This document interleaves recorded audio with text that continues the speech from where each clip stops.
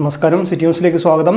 വിവിധ ആവശ്യങ്ങൾ ഉന്നയിച്ച് കേരള കോഓപ്പറേറ്റീവ് എംപ്ലോയീസ് കോൺഗ്രസ് INTUCയുടെ നേതൃത്വത്തിൽ കണ്ണൂർ റെഡ്കോ ഹെഡ് ഓഫീസിലേക്ക് മാർച്ച് നടത്തി.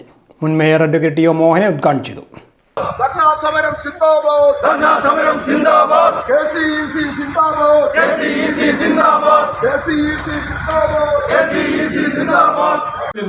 പാർട്ടിക്ക് ആവശ്യമുള്ള കാര്യങ്ങൾ അത് ചെയ്യാൻ വേണ്ടിയിട്ട് മാത്രം ഈ സ്ഥാപനത്തെ ഉപയോഗിക്കുന്നു.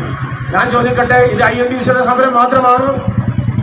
INTUCയുടെ അംഗങ്ങളായ ആളുകൾക്ക് വേണ്ടിയിട്ടുള്ളതാണോ സമരം? അവർക്ക് വേണ്ടിയിട്ട് മാത്രമാണോ? ഇവിടെ പറഞ്ഞല്ലോ, CRT-കാരൻ അവരും ബോർഡ് വെക്കുന്നു, അവന് പക്ഷേ സമരം ചെയ്യാൻ സ്വാതന്ത്ര്യമില്ല. അപ്പൊ ഈ സമരം അവർക്ക് വേണ്ടി കൂടിയിട്ടാണ്. ഈ കൊള്ള നടത്തുന്ന കെടുകാര്യസ്ഥത പര്യായമായ ഈ സ്ഥാപനത്തെ കട്ടുപിടിക്കുന്ന ആളുകൾക്കെതിരെയുള്ള സമരമാണ്.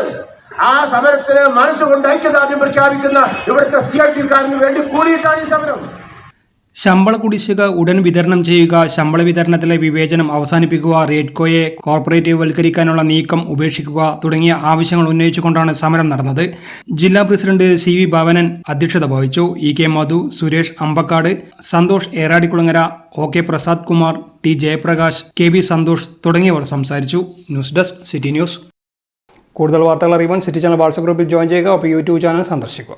വാർത്തകളുടെ അവസാനിക്കുന്നില്ല. മറ്റൊരു വാർത്തയുമായി വീണ്ടും കാണാം. നമസ്കാരം.